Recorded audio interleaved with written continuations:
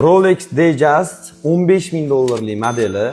Internetdan uni gap tarqadi-yu. Oddiy soat vaqtni ko'rsatadi, qimmat soat davring kelganini ko'rsatadi deydi. Balkim davrimiz kelgandir.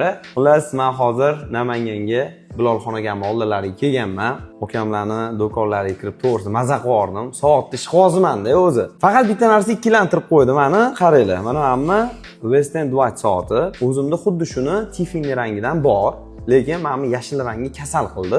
E'tibor berib qarasam, Bilolxonaga sizga savol.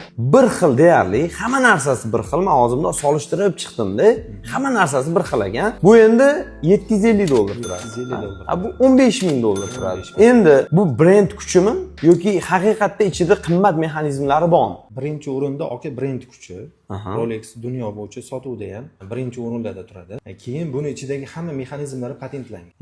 Bittalab patentlab chiqilgan. 3-o'rinda Rolex ko'p soatlariga zvinoyi beziliga oq tilla ishlatadi. Oq rang bo'lsa ham tilla bo'ladi. Oq tilla bo'ladi. Bejizga emas ekan.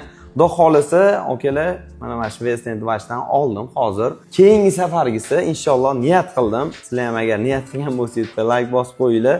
Inshaalloh mana mana shu Rolex Datejustdan olamiz. Faqat aka, bu zakazga keladi, to'g'rimi? Hop, shuni zakaz qilgan paytimizda shuni tillamasda oddiy temir listdan ham zakaz qilsak bo'larmikin? Boshqa modellardan qilyapmiz. To'g'risini Tiffany rangini boru, klassik kiyimlarim bilan kiyolmayaptim-da. Xohlasa endi Ramazon oylarida maza qilib taqamiz. Namangan shahrida Swiss Watch degan soat do'koni miroy brendlar soatlarni olib kelib qo'yishibdi. Hadiyalar uchun ham yoki o'zingiz olib taqaman desangiz ham dastavkalaydigan bor. Toshkentga butun respublika bo'yicha xohlasa yaxshilikka xizmat qilsa.